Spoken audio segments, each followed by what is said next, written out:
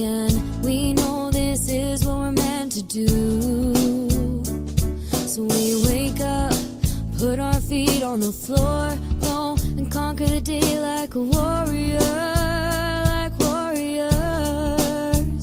Cause that's what a tribe does. We got your back so you can relax and focus on all the important stuff, like getting your business done. This is our tribe. We look out for each other. That's right, that's right. This is our tribe. We help each other grow in business and life. That's right, that's right.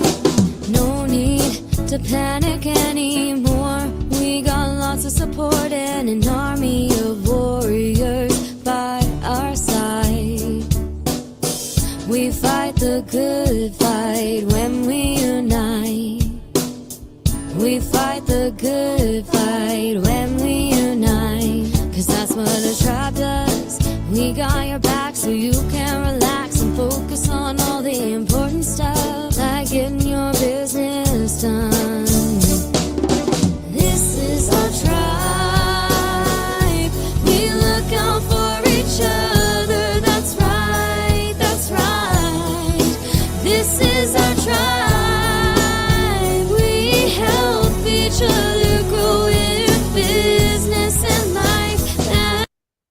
Hi, everybody. My name is Sondra Ray, and I am so happy to lead today's Coffee Chat show where we talk to entrepreneurs all over the world about business and entrepreneurship.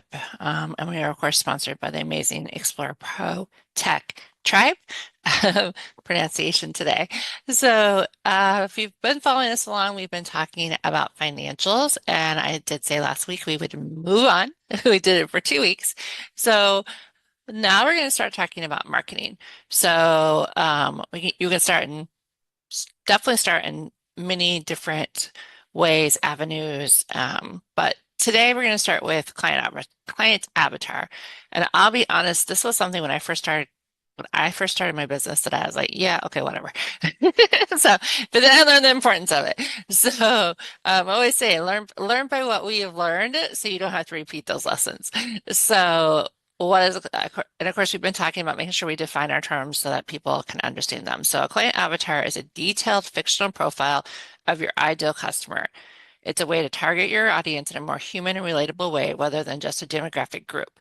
By creating a client avatar, you can better tailor your marketing, sales, and customer service efforts to resonate with your ideal clients. So basically, you're defining what your client, like your favorite best client, is going to be in your business. And you're putting it on the hat of the client. So you're wanting to be like, what would this client look like if I met them tomorrow in the coffee shop or wherever? You want to know, is it a male? Is it a female? How old are they? What is their profession? What do they like to buy? What do they like to do?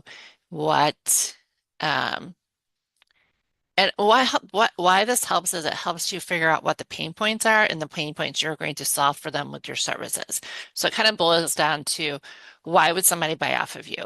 If they can't relate to what you're providing them, they'll just be like, well, that's not for me, which is great. That it's probably not for them. It might be for Susan and not Joe, or Joe not Fred, or whatever. And putting a name to them is, it's a good thing, because it just gives you that puts a face in your head. So, so it's very important. And also, um, can you have more than one client avatar? Yes and no. When you're starting out, start with one, because if you do multiple, then you're going to get confused, and your marketing is going to get diluted. And trust me, been there, done that. So we don't want to base that off of that. So the biggest thing is knowing primarily who your business is helping in your services. And yes, you can have multiple services in your business. But you got to start with one person to figure out, like, your client avatar for your business as a whole. And then those services can be broken down and have different client avatars. But don't get ahead of yourself. Start with one. Start with one. Um, so, you definitely want to um, figure out what your client goals are too. So is your client wanting to buy to relieve stress? Are they wanting to have fun? Are they wanting to, what is their goal in buying your services? So you know how to tailor to that. So if you're saying, I help busy moms, okay, well, there's a gazillion million busy moms out there. Like, let's be honest, all moms are busy. So that's a little too vague. If you say, I want to help, um, Hispanic mom who has 5 kids that lives in the city and has no transportation, like the more details you get, the more you're going to be able to not only relate to them, but also figure out what their pain points are because um, not everybody's pain points are exactly the same, but there's very much general things that are challenging for people. So, and age does matter because if you're trying to relate to a 20-year-old versus somebody who's about to be 50, you're going to relate differently. I have 20-year-old kids. I'm going to be about to be 50. So you're going to definitely talk differently to me than you are to my adult children. So definitely want to know that. And then the other thing about a client avatar is not only figuring out the pain points, but what would be their objections to buying something from you. So say you're looking for a service, why would you say no to things? Why would you say no to that service? And then helping come up with a list of like, these are the reasons I can help you, and this is how, and this is why, and this is why that overcomes that objection. Because definitely something I've learned, especially in the last year and a half working in the financial world, objections are all over the place when it comes to financial world. Like, don't touch my money, don't touch this, don't touch that. Why should we trust you? All those things. So objections are great to practice figuring out what they are, and in practice how you would have that conversation and practice those conversations because those can catch you off guard. But if you can be like, nope, I know the answer to that. I know how to go with that. I know how, if they answer it this way, I can go that way. Helps if you know your client avatar, that plays into that for sure. Um, do, do, do. Um, so some things that client avatar is not your existing client. Like you're wanting to build your ideal client. Your existing client might be great, and maybe that is your ideal, and take some things from that. Um, your existing client might be somebody that you got at the beginning of your business because you need money to start your business, and that might not be your ideal client avatar. So don't necessarily go, okay, I've had these customers and this must be my client avatar, because that may or may not be true. And then being detailed is important, so don't skimp out on that. Take the time to write it out. And it's for your business as a whole, not for each individual product and service in your business. I think those are the other pitfalls when I was doing my research on this. So I'd love to get other people's opinions on have they done client avatars, why not, what they think about client avatars. Because I can also say in the beginning of my business, I was not a fan, and it took me a minute to be like, okay, there's a reason we do these. Mr. L, good evening, sir. Good evening, Sondra, and hello, Megan. Hello, Peter. Um, when I saw the topic, I know what an avatar is, and I thought, are we going to create those little goodies that we do on Facebook profiles, WhatsApp, and all that? Is it what we're going to do for our clients? So that was the first question that I had. But then when you explained it as to what a client avatar is, I then started understanding it well. Okay, so this is where you get to know your client or your ideal client. Now I'm thinking, and you'll tell me if I'm wrong, Sondra. Uh, I've built a what do I call it? A sales funnel with all the clients that I want to sell to. But then, yes, it's a whole lot of clients that I want to sell to. Then I've got to start getting to know whether this client would be ideal for my business. Are they interested in my product? And if they're interested, what will they be interested in? So I start to sift them into a manageable number, and then I start to get to know them well. And I think when I was 2 weeks ago, we spoke about and stuff like that. If you don't,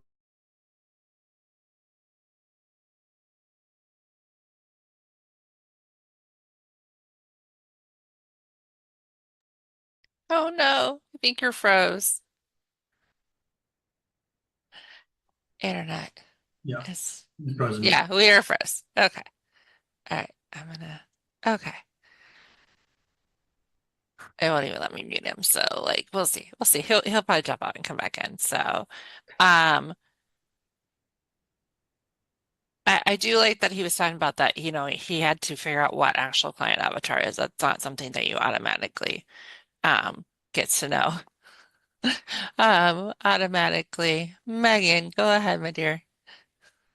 Okay, thank you, Sondra. And yeah, if he jumps back in, I'm happy to sit back. I see him smiling there, but I'm not quite sure he's back yet. So let's continue for a moment. I think for me, the big thing around the client avatars, after working with it over the last few years in different spaces, is people often confuse their potential clients with their potential consumers. And I think that confuses the issue for a lot of people, because you might be marketing your product or service at a specific group of people, and they might not be using your product per se, or the services they bought from you. So I'll make a quick example. In my world, with my youth academy and my youth training, my key target audience, my avatar, would be built around the parent who is interested in education, who values education, and is hands-on in their child's education,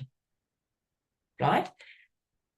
And that would be my key market. So that is what my avatar is built on. However, I'm not typically training and tutoring parents. I'm tutoring their children. So those would be the consumers of my product. And I think that is a big distinction to make, because for a long time, that is where I got stuck along the way, because I felt that my product was for the child or the youth, and I had built avatars based on the children that I'd want to be working with.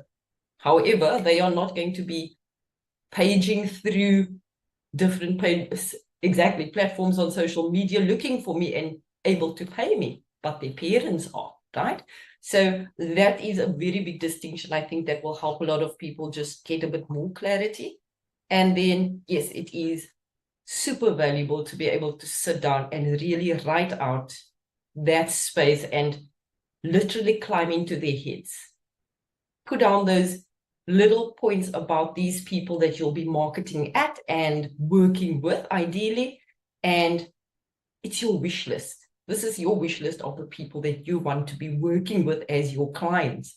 So put down the best of the best. You don't want to put down a client that's broke half of the month when he needs to pay you specifically, and ghosting you the other half of the month. You want to create this space, and you want to build that avatar to be able to really gel with your service or your product, and with you, your culture, and your products and services. Even it might be more than one product or service that they are interested in or able to work with you with. But the point is to put down that wish list and that ideal avatar of someone who really appreciates, needs, and actually wants and is able to pay for your product at the end of the day.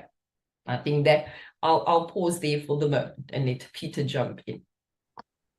I love that. I love that, Magnet. That's a good example of distinction. The person using my product is going to be the child.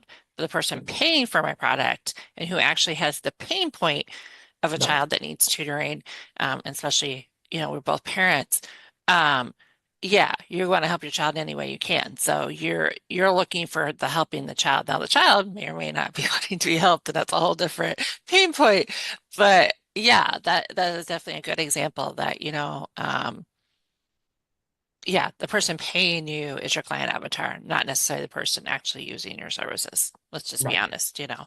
And even as an admin and executive assistant, sometimes you get hired by the team versus the CEO, you get hired by the CEO, vice versa. Um, and it's really about who's paying you, and what your services are going to help them accomplish, whether it's relieving stress, relieving frustration, helping them financially, academically, or whatever Right. the outcome is. So I love that. I love that. Made a good example. Peter, I'm so happy to see you. Okay, there, I'm unmuted. First of all, sorry for being late. My apologies. I was stuck. Um, I won't elaborate. So I think with this conversation, a question always leads to another question. So when we go, well, what is a customer avatar? In my mind, a customer avatar is the solid foundation for your sales. It's geared to empower you to ask the right questions so that you can direct yourself to the right audience. So when you say create a customer avatar but go into detail, the question is, well, why would you create a customer avatar and why would you go into detail? So to answer those, you would create a customer avatar because if you don't, you're just trying to generally sell to everyone, and that's like throwing caution to the wind and like, woof, I hope somebody buys my product. And to get very specific allows you to, where do they hang out? What do they enjoy watching? What platforms are they generally on? Are they on Facebook? Do they watch YouTube? What magazines do they read if they still read magazines? What do they enjoy watching? And these are all they may seem insignificant, but when you add them all together, it gives you a very comprehensive look at, even though this is designed, they're fictitious, they don't exist, but you're creating that perfect avatar. And once you've created it, it gives you the ability to go, well, I've asked the right questions, so now I have the right answers. And when you have the right answers, it gives you the ability to go, well, now I know where they hang out. So I know where I need to advertise or how I need to market. It's not about going, oh, I have an avatar, 35 years old, the person is Asian and they have 4 children, and there's my avatar. No, that's not your avatar. You want to know their likes, what don't they like? What they don't like would inform your sales process. They will not like it if I try to sell to them in this particular fashion. It informs absolutely everything. So if you can create your avatar and painstakingly go through the process of being very particular, where do they hang out? What do they like? What do they not like? What bugs them? What makes them happy? What makes them feel good? Maybe as far as what music do they like? You can go right across the board because you can put an ad out there, and even the overlaid music to your ad can affect whether they buy from you or not. Be specific. You got to be specific. People generally, I don't know how many people actually go through this process, but once you have managed to answer those questions, you're now doing informed marketing, and you are directing your marketing to that very, very, very specific target audience. Now I can breathe. Thank you, Peter, so much. Yeah, I like that. I also like the fact that you said, where are they hanging out and what type of content do they like? Do they want video? Do they want reading? Do they want 5,000 emails? Do they want no emails, do they want it short articles, long articles? It helps you to not have to throw spaghetti at the wall and figure out what sticks. Like you still have to, there's trial and error, and there's definitely some research, but you can cut that in half if you know what that climate avatar is. And I also like the fact that you said, what do they not like? Do they not want to be called Mr. So-and-so? They want you to address them by their first name, or don't address them by their first name, or if it's a culture thing, what's acceptable in that culture and what is not acceptable in that culture. And, me as a white woman coming into this culture, how am I supposed to act? How am I, if I'm going in, I don't know, going to Japan and, CEO of a board of men, I definitely need to know how I need to act and how I need to perform it. Yeah, I need to know what I'm supposed to do that's appropriately culture-wise. Same when you're selling online. I'm not going to send them a funny kitty cat video, singing and dancing silliness to a board of, CEO men. Yes, it's cute and yes, it's funny and it might get attention, but it might get attention for the very wrong reasons. Yeah, she doesn't take things seriously. But another, a whole different realm can be like, oh yeah, she has creativity and spunk and we like that and she's fun. That's great. We want that. So you really need to, it's kind of like going on an interview. Like if you go to an employer, the more research you do, the more you know about the company and the more you know about the culture, da da da. It's the same thing. We talked about that with pitching and banks and investors and knowing what you're walking into. Same thing with your client avatar. You need to know how, who, where, what, when, and how are the basics, but it's the details of who and then who, what, where, or how. Then taking those and breaking those down and define details. Also, there's going to be no surprise in this. Review. The world is ever fast and changing. You know, somebody that might have been on Twitter last month might have moved over to, I don't even know, Threads or whatever the newest platform is. You're fast move, especially if you have a fast moving client that's into tech and into social media and stuff. They're not over here on Instagram still. They've moved on to the free platforms since then. So if you don't move with them, then your audience is going to shrink. So know to review. Quarterly is great. Every 6 months is great. Yearly, you're probably already way behind. You've lost half your client avatar because they've moved on. Maybe they got married. Maybe they had kids. Maybe they're in that gap.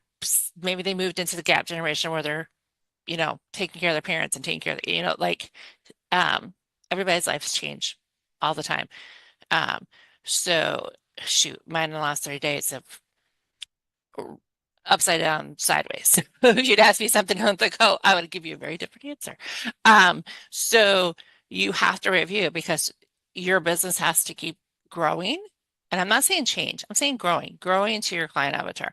Or maybe you need to change your client avatar because you're like, okay, they've aged out, but I want to stick in this specific bubble. Then you have to like research and redo your client avatar. If that's the bubble you want to stay in, that's great. But more likely your client avatar has moved on. So now you got to figure out what the new client avatar is. And that's fine. You can do that. But you need to know that you need to do that is what the important part of that is. Miss Megan, come on in.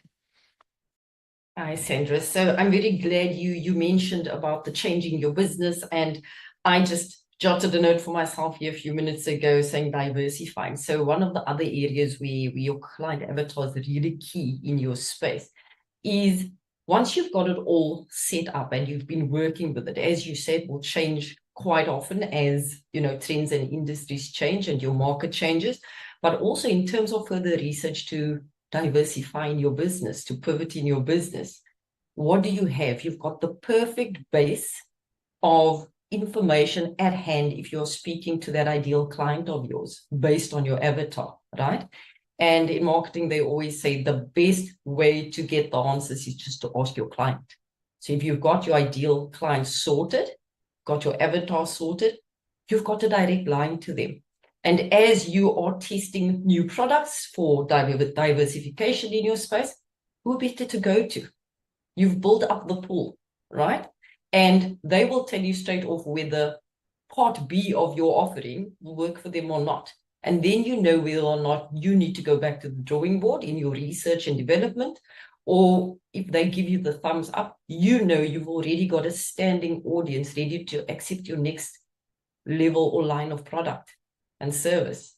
So it's really important in that space, and I just wanted to bring that in because it shows you that it does have to keep evolving with you and with your business, and you absolutely have to keep it as current, as live as you can. So I'm glad you brought that point up.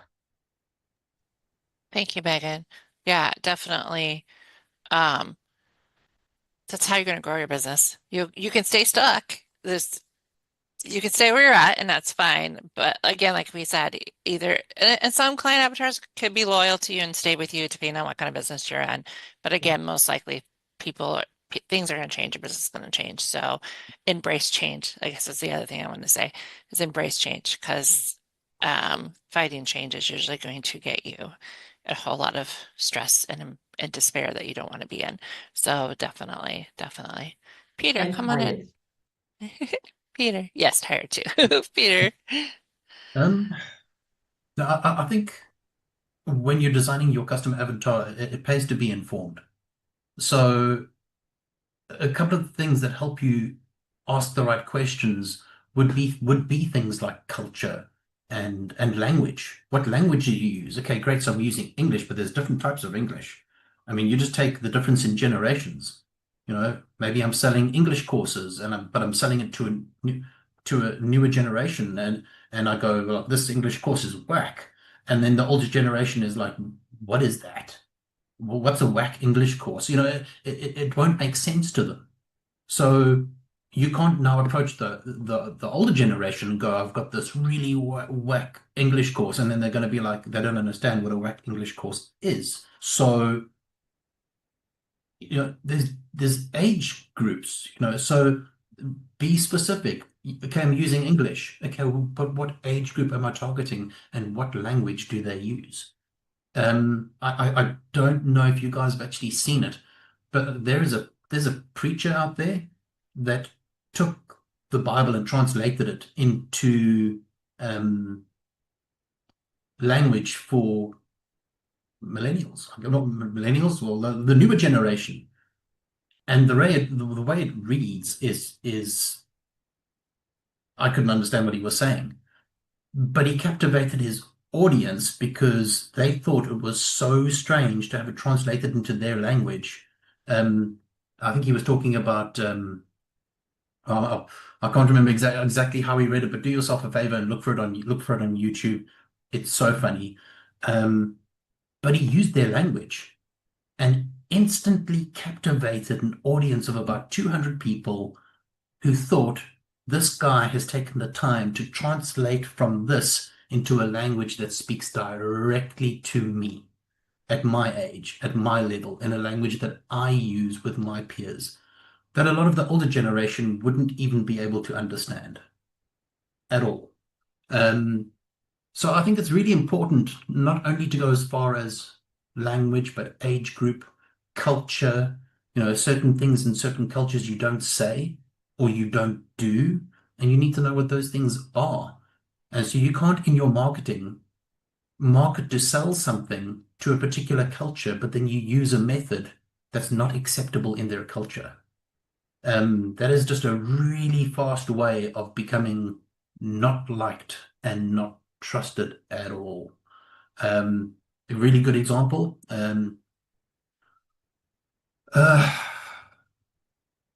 If I am in a room and I'm the only white gentleman and I am surrounded by black people and the door is opened, I guarantee you every single one of those black men are going to rush to get out the door first. Me, in my European or Western way of thinking, I'm thinking, how rude. They're pushing up the door first. You know, why? Whereas in my culture, I'd be like, be my guest, you go first. But in their culture, they push up first. The question is, why? The reality is, in their culture, if there is danger on the other side of the door, they're walking into the danger first. They are respecting you by literally pushing past you and going first. So it's two different cultures, that just need to understand each other. So even in your marketing or even in your sales process or building out your avatar, you need to take these things into consideration if you're selling globally. Whereas if you're selling into Asia, whether you're selling into the UK or into Australia or the US, or they're all very different cultures, and everything's going to change. You need to investigate what that change is and why. It helps you to be informed, and I think what happens after a while of actually following this process in the nitty-gritty details, it's almost like it becomes second nature, and you don't really have to. But that takes a while. Peace.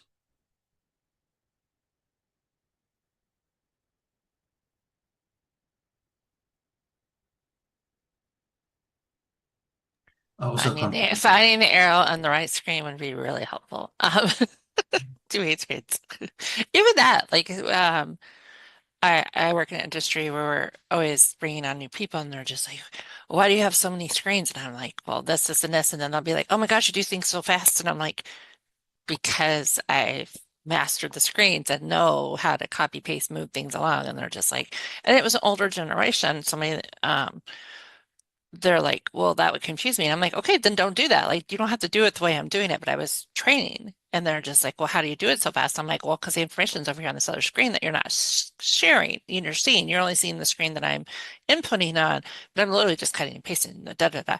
And they're just like, "Oh, well, now I understand why you and you and you know, us, numerous of us have multiple screens." Um, and they're like, "Oh, I can see how that can simplify." I said, "But it can also confuse. If you can't handle more than one screen, that's 100% okay." Um, yeah, Peter's like, "No, I don't need multiple screens." I have 3. I have a client that has 7, so I'm like, that's crazy." But like Peter was saying, knowing why people do things in a culture is also very important. I have a husband that works in IT, but his IT is dinosaur IT. Like, honestly, like, they're not the up and coming. It's federal, it's government. They're not the up and coming on the edge. He's not in that type of IT. He's in the, Windows 8 and 9, 10, like, seriously, 10 years behind. It's crazy. And so I was always like, "I don't understand why you get so frustrated by new IT." And I'm like, "Oh, he doesn't work in that. That's not his reality is he works in this back here, and he's learned that, da da da da." So new IT frustrates the heck out of him. Everybody's like, "Well, you don't understand why as an IT person don't you get it? Like, all IT is the same." And I'm like, "Well, it's not. His IT is 10 years behind, and he's very comfortable with that. And like getting a new phone or a new device in our house pisses him off just to no end." Especially when the younger children or adult children can be like, "Okay, shoot, the 6-year-old, the soon-to-be 6-year-old probably could set it up faster than grandpa." Um, but it's truly what the world is, and the world's fast growing. So yeah, especially if you're working with your client avatar is like an older generation or a younger generation. If you're not that generation, then you better find somebody that is that generation to help you understand that generation. You know, I again, I have grandchildren ranging from going to be 6. I just graduated kindergarten to, the one that's 10 months, and night and day difference, even in that, the oldest grandchild and the youngest grandchild. Like, wait, it's not even been 6 years. Why is there this huge difference? And um, it's crazy to watch that, like, just that change in that demographic alone. Um, so yeah, knowing the culture and age, and then if that's what you're going to stick with, then growing with them. How are they changing? If the 6-year-old's graduating first grade, and you've been following them, like, what's next? What is their next challenge? They're in school, so their school's da da da da. So knowing how that progresses is very important. Not only for them, but for you too. If you're wanting long-term clients that are going to change and grow and change with you, that's great. If you're in a short-term client, that's your client avatar, then that overturn needs to be evident in your client avatar. So maybe you have somebody that like jumps from thing to thing to thing. So do you know how to jump from thing to thing to thing? Or do you need somebody that's like, okay, slow and steady wins the race? So knowing that pace is really important too, I think, as a client avatar. Because if it's somebody that jumps from thing to thing to thing and your one offer is going to be here, they're going to jump off your page. They're going to be like, oh, okay, we already moved on. Next, especially in the next generation culture. So knowing that it's extremely important. But maybe you do have somebody that's like, I work in the financial industry. There's some companies that have been around for 100 years and still have fax machines, believe it or not. And then we work with tech companies that are like, use AI in 10-minute approvals. We have the yin and the yang in that industry, and it's crazy to see it all try to mesh. And then clients, of course, that you have the 60 and 70-year-olds that are retiring that want the fax machine, and I have the 20-year-olds who are like, hey, am I improved yesterday? Like, how fast can you improve me? So that's definitely an industry where knowing your client avatar is extremely important, but also knowing your services and what you can provide them and how you're going to provide them. So if you're working with somebody that wants a fax machine, do you have a fax machine? If you're working with somebody that wants to use AI, do you know how to use AI? Do you have somebody that works with ChatGPT? Do you know how to use ChatGPT? What softwares and platforms are you using to help that client avatar is also important. If you're using something that, takes raw data, input data, and they wanted their data analyzed and done, again, fast, knowing that is going to help you with your client avatar, because it also helps you pick your software and your platforms and all that stuff. So that comes into play too. Peter, come on in. Yeah, I think just like a gentle caution. If you don't take the time to establish your client avatar and to ask the right questions and to get the right answers and really create a solid foundation for your sales funnel or whatever you want to call it, then you're going to end up doing silly things first. For a good example would be maybe you're trying to sell a product and you're using LinkedIn because you think that maybe your potential client hangs around on LinkedIn. But then you don't realize that your potential client that hangs around on LinkedIn is also there to sell something. So you end up in a meeting where you think you're trying to sell something to them and they truly believe they're trying to sell something to you. And then you just get to a stalemate where you both realize we're both trying to sell each other something and neither one of us is buying because neither one of us has made the sale. So, and then you got to figure out then how many meetings like that do I have to go through and does it become the norm? Well, if it becomes the norm that every meeting you're going into, somebody's trying to sell you a sales package or they're trying to sell you a coaching package or they're trying to sell you come and do this 10x course when you were actually trying to sell them a product and now they're trying to sell you a product. And because you both have the subtle arts of sales quite pinned down, it becomes this subtle war of who's just the better salesperson. And then you think you're selling, but you end up buying, and then you end up with a whole bunch of stuff, but you haven't sold anything. Don't be that guy or that girl. Don't do it. Don't do it. I tried to sell it. I tried to sell my product, and I ended up on paying thousands of dollars for the next Tony Robbins thing that I didn't even know I was going to, but I bought it because you should have sold them your product. So don't be that person. If you're going to be selling your product, and if it's a product or if it's a service, I mean, there's also another distinction between that would be made with your avatar as to whether it's an actual physical product or whether it's a service that you provide. Is it online? Is it not online? These are the people that you're trying to sell it to. Are they on LinkedIn? Are they not on LinkedIn? Where are they? So sell your product in the right space. There are certain products that on LinkedIn are great and you can sell them because you can create conversations around them. But you can only create the conversation around it if you've done your homework and know exactly who you're speaking to and what questions are you asking and who are you expecting to reply. Well, you should know who's going to reply because you've built the perfect avatar, and those are the types of people. So you're designing the question based on the avatar that's going to attract people that are like your avatar. So do your homework, do it properly. Don't be the person that is trying to sell but ends up buying the world and never selling anything because you're just in the wrong space. I love that. I love that, Peeper. Peeper. Oh my goodness, Peter. People are talking on the YouTube show, and then, like you said, know the questions, but know how to ask them, how to display them, quote unquote. Mr. L's talking about, expos and displays and things like that. You need to know, like, is your client avatar going to want something bright and funny and in bright colors, or do you need to be neutral, or, you know, what your colors matter is what I'm trying to get to say. Colors matter as far as marketing in your client avatar, because people are drawn to certain colors for certain reasons, and there's a whole mythology around that. But for sure, and like you said, don't get in a stalemate of I'm trying to sell, you're trying to sell, and then who's the better salesperson? Because I'll be the one buying Tony Robbins, and I just know me. I know I'll be the one at case and goes, okay, give it to me. I didn't make a penny, and now I'm in debt instead of the other way around. So I definitely know that's definitely where I would be. So 45 minutes runs so fast, but always so well. And like I told Megan at the top of the show, I'm like, okay, it's going to be the me and Megan show today. Originally, I thought it was going to be myself. So super, super grateful.